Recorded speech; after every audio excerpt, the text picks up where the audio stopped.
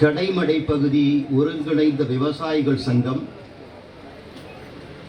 SR பொது நல அறக்கட்டளை மற்றும் வல்லநாடு கண்மாய் ஆயக்கட்டுதாரர்கள் சங்கம் ஆகியவற்றுடைய ஒருங்கிணைப்புடன் நடத்துகின்ற வல்லநாட்டு கண்மாய் தூர்வாரி கரையை பலப்படுத்துகின்ற இந்த மாபெரும் முயற்சியினுடைய முதல் பகுதி நிறைவு விழாவும் 2 கிலோமீட்டர் அளவிற்கான பலப்படுத்தப்பட்ட கரையில் மரங்களையும் பனை விதைகளையும் நடுகின்ற மாபெரும் மரம் நடு விழாவையும் இணைத்து நடத்தி கொண்டிருக்கின்ற இந்த சிறப்புமிகு விழாவிலே நம்முடைய அழைப்பை ஏற்று இங்கு வந்து நம்மோடு இந்த நிகழ்விலே கலந்து கொண்டிருக்கக்கூடிய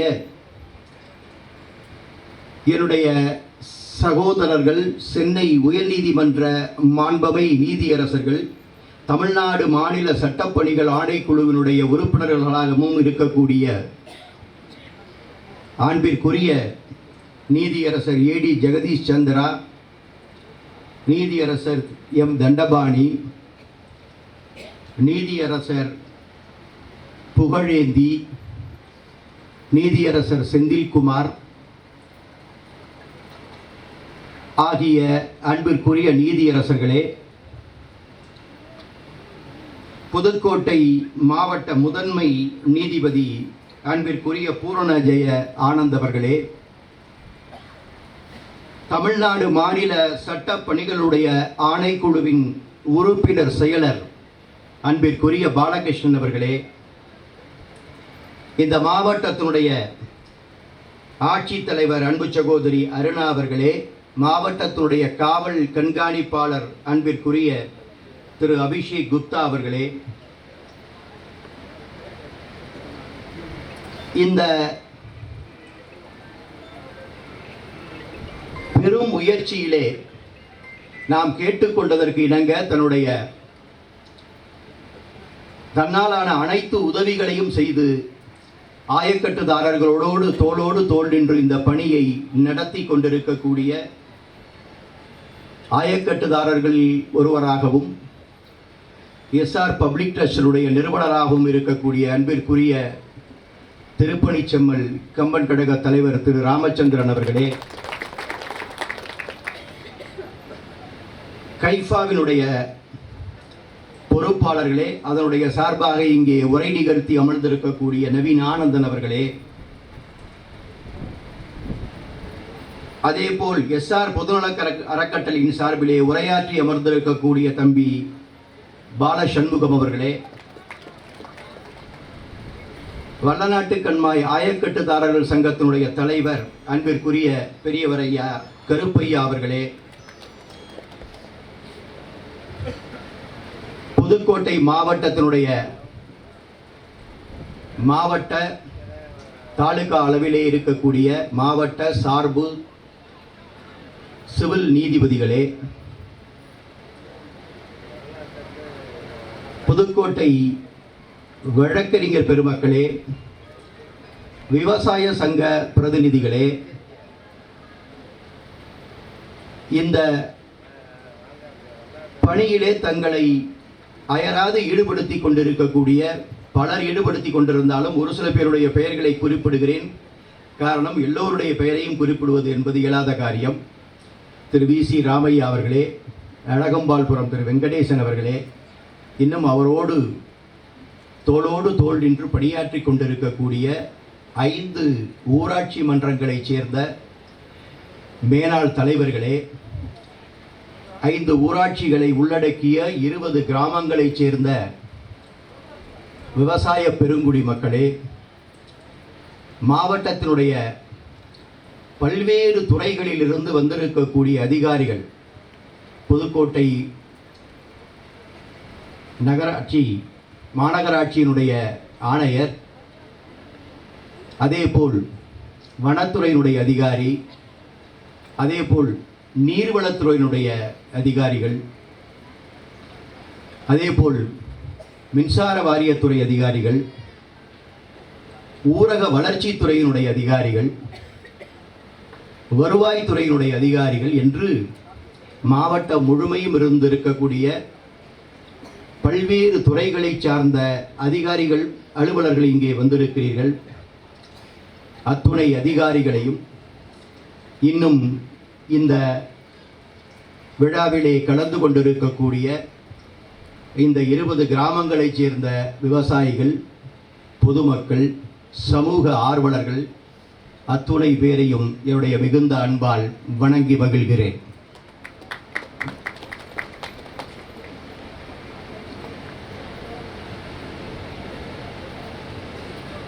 ஒரு 7-8 மாதங்களுக்கு முன்பு, 7-8 மாதங்கள் உள்ள அதற்கு முன்பு சொல்லப்போனால் ஒரு 10-12 மாதங்களுக்கு முன்பு ஒரு முறை நான் புதுக்கோட்டைக்கு வந்திருந்த பொழுது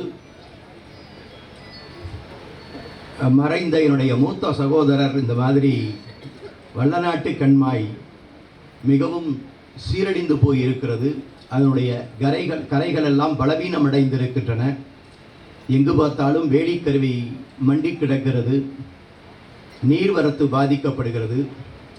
இதையும் தாண்டி புதுக்கோட்டை மாநகராட்சியில் இருந்து கழிவுநீர் நிறைய ஆற்றிலும் இந்த குளத்திலும் கலக்கப்பட்டு இந்த குளத்திலே சேருகின்ற நீர் விவசாயத்திற்கு ஏற்றவாறு இல்லாமல் ஒவ்வாத நீராக மாறி போய்விடுகிறது, விஷத்தன்மையுள்ள நீராக மாறி போய்விடுகிறது. ஆடு மாடுகள் கூட அதை குடிப்பதற்கு முடியவில்லை. இப்படிப்பட்ட ஒரு துர்பாக்கியமான நிலைக்கு இந்த பகுதி விவசாயிகள் தள்ளப்பட்டிருக்கிறார்கள்.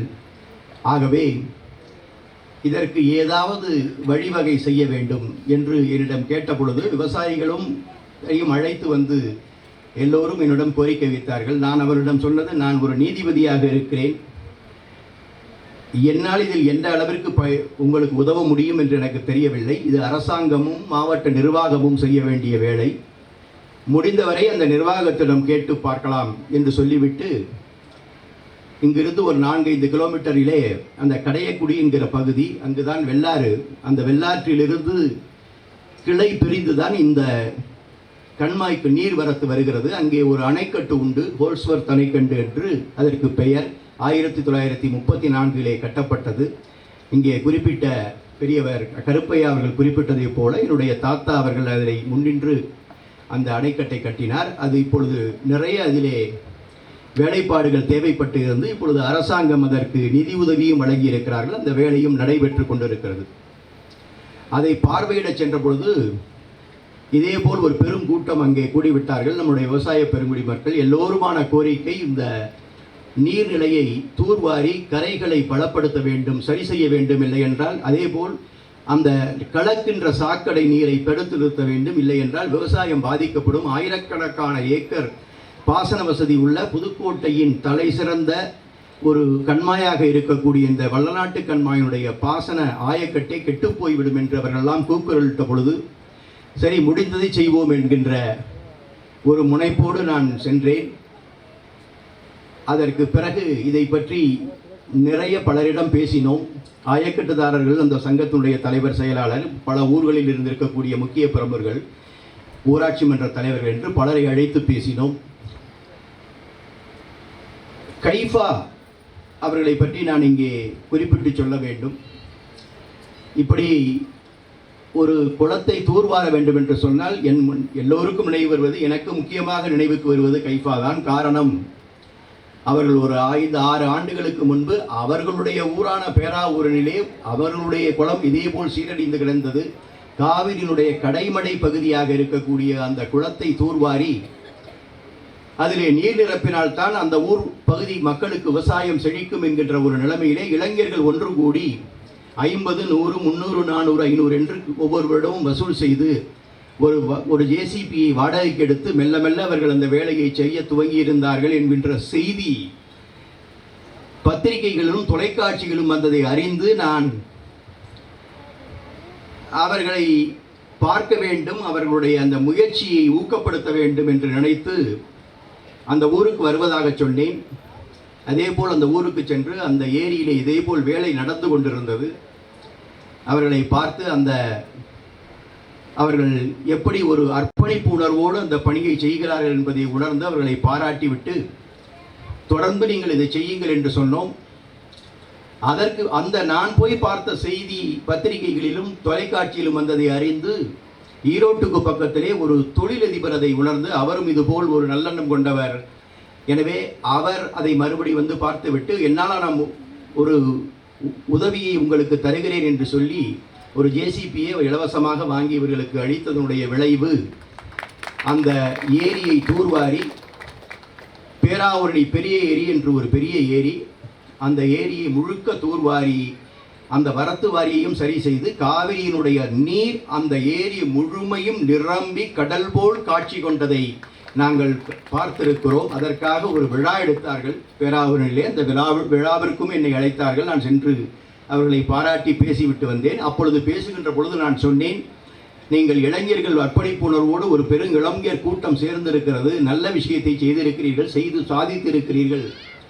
ஆகவே இதை இத்தோடு நிறுத்தி விடாதீர்கள், உங்களுக்கு ஒரு ஜேசிபியும் கிடைத்து விட்டது, இந்த வேலையை தொடருங்கள் என்று சொல்லி இன்றைக்கு ஒரு குளத்தை நிறைவு செய்த நீங்கள் ஒரு 100 குளத்தை இதே போல் நாங்கள் தூர்வாருகிறோம் என்று ஒரு இலக்கோடு நீங்கள் செயல்பட வேண்டும் என்று அவர்கள் நான் கேட்டுக்கொண்டதற்கிணங்க அவர்கள் உத்வேகத்தோடு தங்களுடைய பணியை தொடர்ந்து ஒரு ஆண்டு 1.5 ஆண்டுகளிலேயே ஏறத்தாழ 100 குளங்களை நிறைவு செய்துவிட்டு, ஐயா 100 குளங்களை நாங்கள் தூர்வாரி நிறைவு செய்து விட்டோம், அதற்கு ஒரு விழா எடுக்கிறோம் வாருங்கள் என்று மீண்டும் அழைத்தார்கள். அப்பொழுது நான் சொன்னேன், இது என்னோடு நிற்க வேண்டாம், இன்னும் சில நீதியரசர்களை அழைத்து வருகிறேன். உச்சநீதிமன்ற நீதியரசர் ஒருவர், இன்றைக்கு உச்சநீதிமன்றத்தினுடைய ஒரு மூத்த நீதியரசராக இருக்கக்கூடிய திரு சுந்தரேஷ் அவர்கள் இந்த பணியெல்லாம் கேள்விப்பட்டு விட்டு, இப்படிப்பட்ட அர்ப்பணிப்பு உணர்வோடு ஒரு இளைஞர்கள் இருக்கிறார்களா, அவர்களை பார்க்க வேண்டும், நான் வருகிறேன் என்று சொல்லி அவராகவே வந்தார். அவர் உள்பட நாங்கள் எல்லாம் பேராவூரணிக்கு சென்று 100 குளங்களை தூர்வாரியதற்காக அவர்களுக்கு நடந்த அந்த பாராட்டு விழாவிலே கலந்து கொண்டோம். அதிலே பேசுகின்ற பொழுது நான் சொன்னேன், 1ஆக இருந்தது இன்றைக்கு 100ஆக மாறி இருக்கிறது, இன்னும் நீங்கள் 100ஐ தாண்டி செல்ல வேண்டும், உங்களுடைய இலக்கு 1000வது குளமாக இருக்கட்டும். எப்படி அசோகரை இத்தனை ஆண்டுகள் கழித்தும் பேசுகிறோம் அல்லவா, குளங்களை வெட்டினான், சாலைகளை அமைத்தான், மரங்களை நட்டான் என்று இன்றைக்கும் நம்முடைய குழந்தைகளுக்கு வரலாற்றை சொல்லிக் கொடுக்கிறோம் அல்லவா.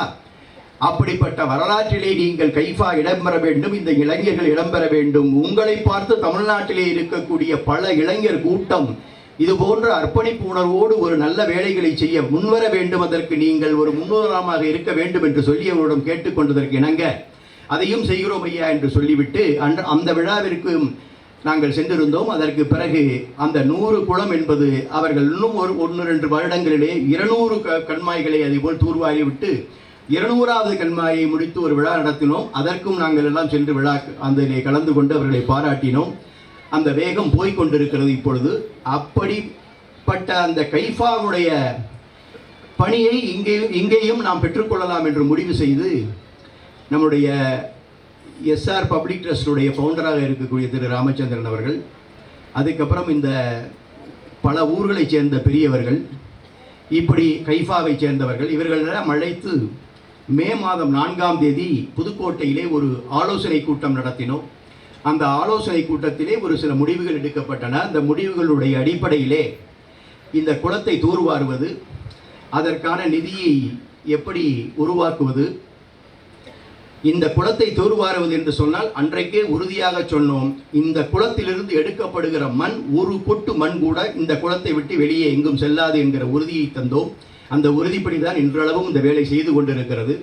அதேபோல் இந்த குளத்தை தூர்வாருவதற்காக குடிவரி போட்டு ஒவ்வொரு ஊரிலும் போய் ஒவ்வொருவர் வீட்டிலும் இனி இவ்வளவு குடு அவ்வளவு குடு என்று யாரையும் தொந்தரவு செய்ய மாட்டோம் என்று சொன்னோம். அதேபோல் இதுவரை யாரையும் எந்த குடிமக்களையும் தொந்தரவு செய்யவில்லை.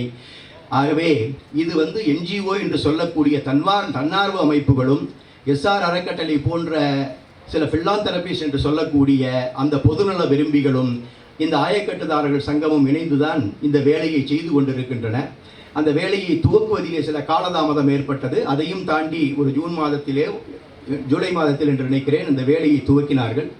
அதை துவக்கி இது 8 கிலோமீட்டர். இந்த குளத்தை பற்றிய ஒரு சிறு புரிதல் உங்களுக்கெல்லாம் வேண்டும். இந்த உள்ளூர்காரர்கள் சிலருக்கு தெரியும், வெளியூர்காரர்களுக்கு தெரியாது, அதிகாரிகளுக்கு முழுமையாக தெரியுமா என்று தெரியவில்லை. என்னுடைய சக நீதியரசர்களுக்கும் இது தெரிய வேண்டும். வல்லநாட்டு கண்மாய் என்கின்ற இந்த கண்மாய் புதுக்கோட்டை மாவட்டத்தின் முதன்மை கண்மாய். இதனுடைய மொத்த பரப்பளவு 278 ஹெக்டேர்ஸ். பாசன மொத்த பரப்பளவு 3650 ஹெக்டேர். மொத்த மடைகள், அந்த ஸ்லூயிஸ் என்று சொல்வார்களே மடைகள், அது இந்த குளத்திலே 10 இடங்களிலே இருக்கின்றது. ஒரு மடை 2 மடை தான் நாம் கேள்விப்பட்டிருப்போம், 10 மடைகள் இருக்கின்றன.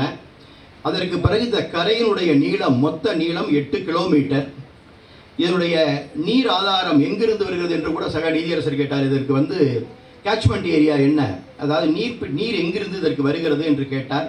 நீர் வரக்கூடிய ஆதாரம் வெள்ளாறு என்று சொல்லக்கூடிய அந்த புதுக்கோட்டை மாவட்டத்திலே ஓடக்கூடிய ஒரு ஆறு. அந்த ஆற்றிலே நீர் வருகின்ற பொழுது மழை காலங்களிலே நான் சொன்ன கடையக்குடி என்கிற இடத்திலே ஆற்றில் இருக்கக்கூடிய நீரை திருப்பி இந்த குளத்திற்கு அனுப்புகின்ற அந்த அணைக்கட்டு தான் ஓல்சோத் அணைக்கட்டு. அங்கிருந்து தான் நீர் இந்த குளத்திற்கு வருகிறது. அப்படி இது வெள்ளாறு தான் இதற்கு நீர் ஆதாரம். நிலத்தடி நீர் ஆதாரம் என்பது ஒரு 20 கிலோமீட்டர் சுற்றளவிற்கு நிலத்தடி நீர் ஆதாரத்தை இது மேம்படுத்துகிறது. பாசன வசதி பெறும் கிராமங்கள் என்று சொன்னால் 20 கிராமங்களுக்கு பாசன வசதி செய்து கொடுக்கிறது இந்த ஏரி. அதிலே 5 ஊராட்சிகள் அடங்கி இருக்கின்றன. இவையெல்லாம் இந்த குளம் செய்யக்கூடிய, அந்த பாசனம் செய்யக்கூடிய ஏரியா. அதற்கு பிறகு இந்த கரையை பலப்படுத்துகின்ற வேளையிலே ஏறத்தாழ எனக்கு கிடைத்திருக்கிற புள்ளிவரம் 4.25 கிலோமீட்டர் நிறைவு செய்திருக்கிறார்கள். மொத்தம் ஏறத்தாழ 8 கிலோமீட்டர், கிட்டத்தட்ட பாதி 50% இதை நிறைவு செய்திருக்கிறார்கள். நிறைவு செய்த கரை எப்படி இருக்கிறது என்பதற்கு இந்த பகுதியிலே நீங்கள் கரையை பார்த்தால் தெரியும், அது சாட்சி. நிறைவு செய்யப்படாத, வேலை செய்யாத கரை எப்படி இருந்தது என்பதற்கு அந்த பகுதியில் இருக்கக்கூடிய கரை, அந்த பகுதி சாட்சி. இதை நீங்களே பார்த்து தெரிந்து கொள்ளலாம். இதற்கு யாரும் புள்ளி விவரம் தர வேண்டிய அவசியம் இல்லை. இப்பொழுது இன்றைக்கு ஒரு மாபெரும் மரம் நடு விழா என்று ஏற்பாடு செய்திருக்கிறோமே, இதன் மூலமாக இந்த 2 கிலோமீட்டர் தொலைவிற்கு 1500 பனை விதைகளும் 500 மரக்கன்றுகளும் இன்றைக்கு நடவு செய்ய இருக்கிறார்கள். அதை துவக்கி வைத்திருக்கிறோம். அதற்கு பிறகு குறுங்காடு, இப்பொழுது நீங்கள் இந்த பகுதியிலே பார்த்தீர்கள் என்று சொன்னால் ஒரு மேடான பகுதியை உருவாக்கி இருக்கிறார்கள். அது குறுங்காடு என்று பெயர். அது எதற்கு உருவாக்குகிறோம் என்று சொன்னால், இதிலிருந்து எடுக்கப்படுகிற மண் கரையிலே போடப்படுகிறது, கரையை பலப்படுத்துகிறோம். அதையும் தாண்டி இதிலிருந்து எடுக்கக்கூடிய மண்ணை இது போன்ற குறுங்காடுகளை அமைக்கிறோம். மண் வெளியிலே போவதில்லை, போகாது. இப்படிப்பட்ட அமைக்கப்பட்ட இந்த குறுங்காடுகளிலே ஃப்ரூட் பேரிங் ட்ரீஸ் என்று சொல்வார்களே, பழங்களை தரக்கூடிய மரங்கள், பழ வகையை தரக்கூடிய சிறு மரங்களை அங்கே நட்டு வைக்க இருக்கிறார்கள். அது வளர்ந்து அது பழங்களை தருகின்ற பொழுது அங்கே பறவைகள் உள்ளோட அது பல்லுயிர் பெருக்கத்திற்கான ஒரு வேடந்தாங்களாக, ஒரு சிறு குறு வேடந்தாங்களாக ஒவ்வொரு குறுங்காடுகளும் அமையப்பெறும். அவர்கள் கைஃபா வேலை செய்யக்கூடிய எல்லா குளங்களிலும் இது போன்ற குறுங்காடுகளை அமைத்திருக்கிறார்கள். அப்படி ஆங்காங்கே குறுங்காடுகளை அமைக்க இருக்கிறோம். இப்பொழுது ஒரு குறுங்காடு முடிவு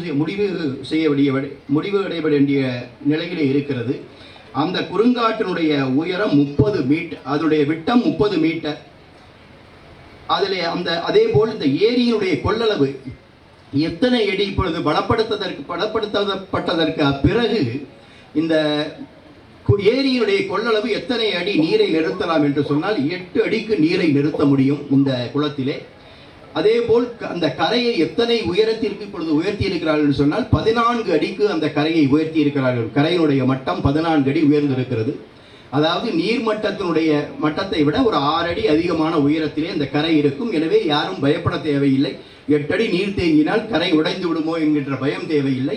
அது WRD என்று சொல்லக்கூடிய அந்த வாட்டர் ரிசோர்சஸ் டிபார்ட்மெண்ட் அவங்களுடைய இன்ஜினியருடைய மேற்பார்வையிலே தான் இது நடைபெறுகிறது. அதே போல் இதற்கு முன்பு, இது உயர்த்தப்படுவதற்கு முன்பு இருந்த கரையினுடைய உயரம் வெறும் 9 அடி தான். 9 அடியிலே கரையை வைத்துக் கொண்டு 8 அடிக்கு நீர் நிறுத்த முடியாது. வெள்ள நேரங்களிலே திடீரென்று ஆற்றிலிருந்து நீர் வருகின்ற பொழுது திடீரென்று அந்த நீர்மட்டம் உயர்ந்தால் எங்கெல்லாம் கரை வீக்காக இருக்கிறதோ, எங்கெல்லாம் பலவீனப்பட்டு கரை இருக்கிறதோ அங்கெல்லாம் கரை உடைத்து கொள்ளக்கூடிய அபாயம் 2-3 முறை எப்படி நடந்திருக்கிறது. கரை உடைந்திருக்கிறது. பல நூற்றுக்கணக்கான ஏக்கர் விவசாய நிலமும் பாதிக்கப்பட்டிருக்கிறது அந்த காலகட்டத்தில் எல்லாம். இனிமேல் அதுபோன்ற ஒரு கரை உடைகின்ற வேளை, அப்படிப்பட்ட ஆபத்துகள் எல்லாம் நடக்காது, நடக்கக்கூடாது, நடைபெறாது என்கின்ற அந்த ஒரு உறுதியான நிலைப்பாட்டை பெற வேண்டும் என்பதற்காகத்தான் 14 அடிகளுக்கு இந்த கரைகள் உயர்த்தப்பட்டிருக்கின்றன. எனவே குறைந்தபட்சம் இன்னும் ஒரு 25 அல்லது 30 ஆண்டுகளுக்காவது இந்த பலம் அப்படியே இருக்கும் என்று நாங்கள் நம்புகிறோம். அதற்கு பிறகு நமக்கு பிறகு பின்னால் வரக்கூடிய இளைஞர் கூட்டம் அவர்கள் கொஞ்சம் கொஞ்சமாக பார்த்து இது போன்ற வேலையை தொடர்ந்து செய்து இந்த ஏரியை பராமரித்துக் கொள்வார்கள் என்கின்ற நம்பிக்கையும் எங்களுக்கு இருக்கிறது.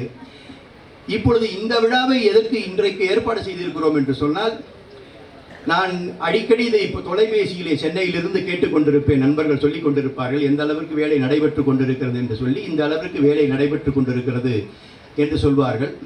மழை அடிக்கடி பெய்ய ஆரம்பித்திருக்கிறது என்றும் சொல்வார்கள். இப்பொழுது நேற்று மாலையிலே மிக கடுமையான மழை இந்த பகுதியிலே பெய்திருக்கிறது.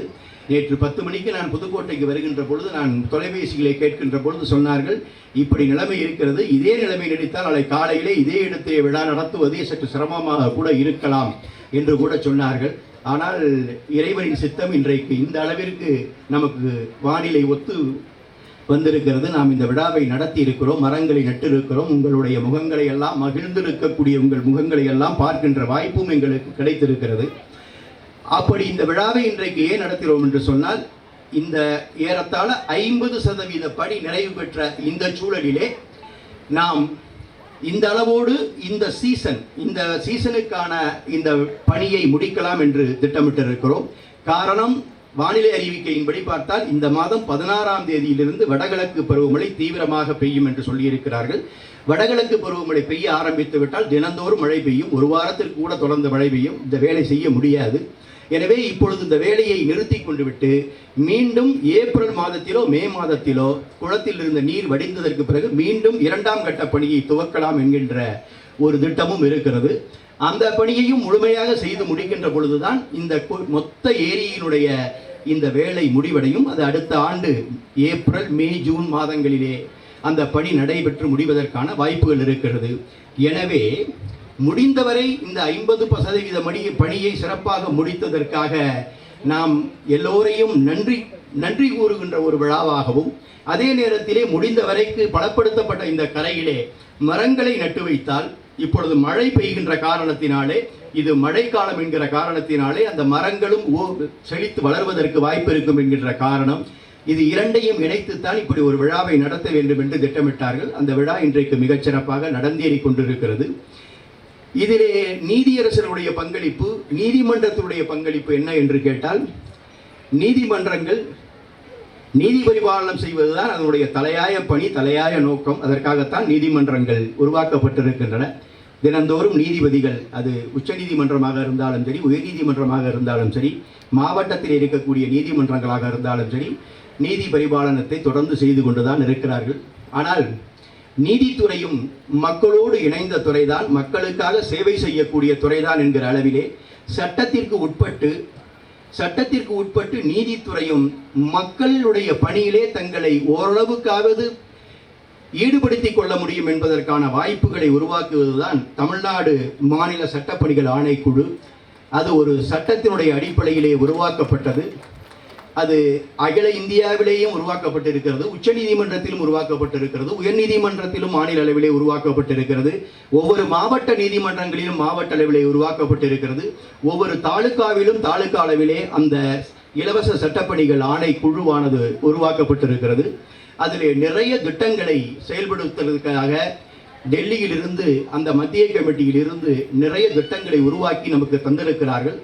அது சமுதாயத்தில் இருக்கக்கூடிய பின்தங்கிய மக்கள், ஏழை மக்கள், ஆதரவற்ற மக்கள், இவர்களுக்கெல்லாம் என்ன உதவிகளை செய்ய முடியும், சட்டம் சார்ந்த உதவிகளை சமூக மேம்பாட்டிற்காக நீதித்துறையும் சேர்ந்து செய்ய முடியும் என்பதை ஆராய்ந்து அப்படிப்பட்ட உதவிகளை செய்வதற்கான முன்னெடுப்புகளை நாம் சமூகத்திலே எடுத்துச் செல்ல வேண்டும் என்பது அதற்கான ஒரு தலையாய குறிக்கோள். அந்த குறிக்கோளையும் நிறைவேற்றும் முகத்தான் அந்த தமிழ்நாடு மாநில சட்டப்பணிகள் ஆணைக்குழுவிலே என்விரான்மெண்ட் ஃபண்ட், சுற்றுச்சூழல் நிதியம் என்று ஒன்றை நீதிபதிகள் உருவாக்கி வைத்திருக்கிறார்கள். அந்த சுற்றுச்சூழல் நிதியத்திலிருந்து நம்மால் முடிந்த சிறு சிறு உதவிகளை இது போன்ற சுற்றுச்சூழலை பாதுகாக்கக்கூடிய, இதுபோல் ஏரி குளங்களை பாதுகாக்கிறது, அதேபோல் நீர் ஆதாரங்களை பாதுகாத்தல், மரம் நடுதல் போன்ற வேலைகளை செய்வதன் மூலமாக சுற்றுச்சூழலை பாதுகாக்கக்கூடிய அந்த பணிகளை செய்ய வேண்டும் என்பதற்காகவும் அதற்காக உதவிக்கரம் நீட்ட வேண்டும் என்பதற்காகவும் அந்த நிதியம் உருவாக்கப்பட்டிருக்கிறது. எனவே இந்த தமிழ்நாடு மாநில சட்டப்பணிகள் ஆணையம் குழு அந்த அடிப்படையிலே தான் இந்த பொதுநல அமைப்புகள் NGO என்று சொல்லக்கூடிய நான் கவர்மெண்டல் ஆர்கனைசேஷன், இந்த ஆயக்கட்டுதாரர்கள் சங்கம், இது போன்ற இவர்களெல்லாம் இணைந்து செய்கின்ற இந்த பணியிலே தங்களையும் ஈடுபடுத்திக் கொள்ள வேண்டும் என்கின்ற அடிப்படையிலே தான் தமிழ்நாடு மாநில சட்டப்பணிகள் ஆணைய குழு இன்றைக்கு இங்கு வந்து இந்த மரநடு விழாவிலே கலந்திருக்கிறது, உங்களோடு கலந்து பேசுகிறது. என்னுடைய சக நீதியரசர்கள் 4 பேர் உங்களோடு வந்திருக்கிறார்கள். அத்துணை பேருமே அந்த தமிழ்நாடு மாநில சட்டப்பணிகளுடைய ஆணையக்குழு உறுப்பினர்களாக என்னோடு இருக்கிறார்கள். திரு நண்பர் சகோதரர் புகழேந்தி அவர்கள் புதுக்கோட்டை மாவட்ட நீதித்துறையினுடைய உயர்நீதிமன்றத்தின் பொறுப்பு நீதியரசராக பொறுப்பேற்று அவரும் துடிப்போடு செயலாற்றி கொண்டிருக்கிறார். இவர்கள் எல்லோருமே இது போன்ற கிராமங்களிலே, இது போன்ற விவசாயம் பகுதிகளிலே நம்முடைய நீர்நிலைகளை பாதுகாக்க வேண்டும் என்கின்ற தனியாத தாகத்தை மனதிலே தேக்கிக் கொண்டு தங்களுடைய பணிகளை செய்து கொண்டிருக்கக்கூடிய நீதியரசர்கள். அதனால் தான் நான் அழைத்த உடனேயே 12ஆம் தேதி இதுபோல் ஒரு நிகழ்ச்சி இருக்கிறது, புதுக்கோட்டைக்கு செல்ல வேண்டும் என்று சொன்னவுடன் அவர்களுக்கு இருந்த வேறு வேலைகளை எல்லாம் பணிகளை எல்லாம் ஒற்றி வைத்துவிட்டு அவர்கள் அத்துணை பேரும் இன்றைக்கு வந்து வல்லநாட்டு கண்மாயிலே உட்கார்ந்திருக்கிறார்கள். அவர்களுக்கு நீங்கள் எல்லாம் நன்றி சொல்ல வேண்டும். உங்கள் எல்லோரும் சார்பாகவும் நான் அவர்களுக்கு நன்றி சொல்லிக் கொள்கிறேன்.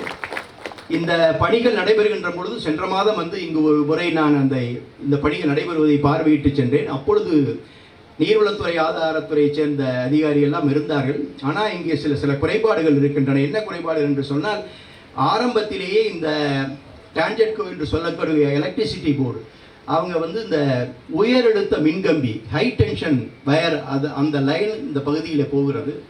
இங்கிருந்து நீங்கள் பார்த்தால் தெரியும், அந்த பின்பகுதியிலே அந்த கரை பகுதியிலே அந்த மின் கம்பங்கள் நடப்பட்டிருக்கின்றன. அப்பொழுது 9 அடி உயரமாக அந்த கரை இருந்த பொழுது நட்டிருக்கிறார்கள் அந்த மின்கம்பங்களை. இப்பொழுது கரை 14 அடிக்கு உயர்த்தப்பட்டிருக்கிறது. ஏறத்தாழ ஒரு 5-6 அடி அது கரை உயர்ந்து விட்டது. இப்பொழுது அதிலும் சொல்ல போனால் சில கம்பங்கள் பல நாட்களாக ஆகிவிட்ட காரணத்தினாலே காற்று மழையின் காரணமாக சாய்ந்து போய் கிடக்கிறது. அதிலே உயரழுத்த மின்சாரம் பாய்ந்து கொண்டிருக்கிறது. எனவே இது ஆபத்தை விளைவிக்கக்கூடிய ஒரு விஷயம். இதை சரி செய்ய வேண்டும், இந்த மின்கம்பங்களை மாற்றி அமைத்து தர வேண்டும் என்கின்ற கோரிக்கையை அவர்கள் வைத்திருக்கிறார்கள். ஆனால் என்ன காரணத்திற்காகவோ தெரியவில்லை, இந்த மின்சார வாரியம் அதை செவி மடுக்கவில்லை என்று நான் அறிகிறேன்.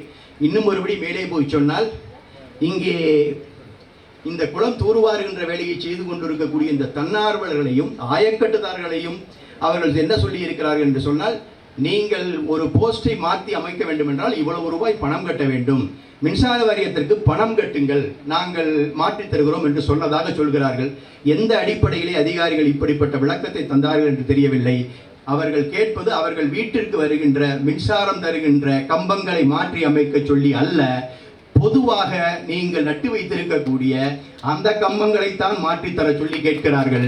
அதை நீங்கள் மாற்றித்தராமல் அப்படியே வைத்தால் இன்றைக்கு நாங்கள் பேசுகின்ற இந்த பேச்சுக்கள் எல்லாம் பதிவிலே ஏற்றப்படுகிறது. அண்மையிலே நடந்த பெரிய சம்பவங்களை போல நாளைக்கு ஒரு பெரிய சம்பவம், கொடிய சம்பவம் இங்கே கூட நடக்கலாம்.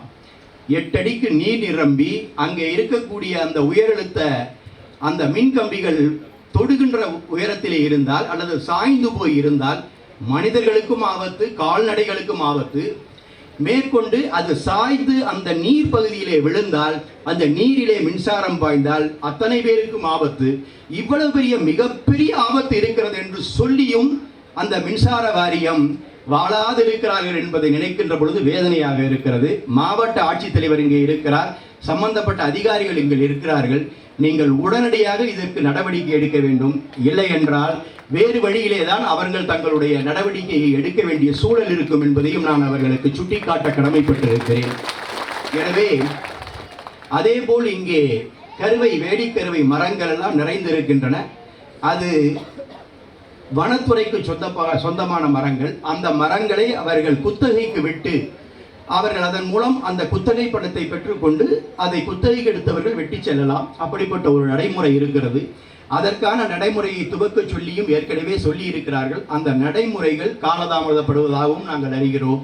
எனவே அந்த துறையைச் சேர்ந்த அதிகாரிகளுக்கும் நான் சொல்லிக் கொள்வேன், அந்த வேலையையும் நீங்கள் துரிதமாக நடத்துங்கள். இப்பொழுது 2-3 மாதங்களுக்கு மழை சீசன் என்பதால் மழை பெய்யும், நீர் வரத்து அதிகமாக இருக்கும். இந்த ஏரியிலே 6 முதல் 8 அடி வரைக்கும் நீர் தேக்கப்படும். அப்பொழுது நிலைமைகள் எல்லாம் தலைகளாக மாறலாம்.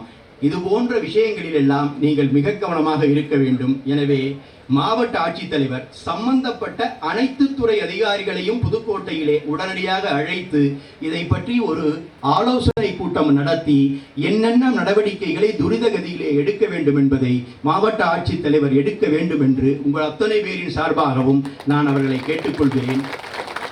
இந்த அளவிலே இதற்காக பாடுபட்டு கொண்டிருக்கக்கூடிய இந்த ஆயக்கட்டுதாரர்கள் சங்கம், SR அறக்கட்டளை, எல்லாவற்றிற்கும் மேலாக நம்முடைய கைஃபா இது போன்ற தன்னார்வ தொண்டு அமைப்புகள் இருக்கின்ற காரணத்தினால்தான் இது போன்ற வேலைகளை எல்லாம் பல கோடி ரூபாய் மதிப்புள்ள வேலைகளை சில லட்சங்களிலேயே இன்றைக்கு அவர்கள் செய்து முடித்திருக்கிறார்கள். காரணம், இங்கே SR அறக்கட்டளையில் இருந்து ஒரு JCB ஒரு டிப்பர் லாரி தந்திருக்கிறார்கள். அதே போல் கைஃபா 2 JCB தந்திருக்கிறார்கள்.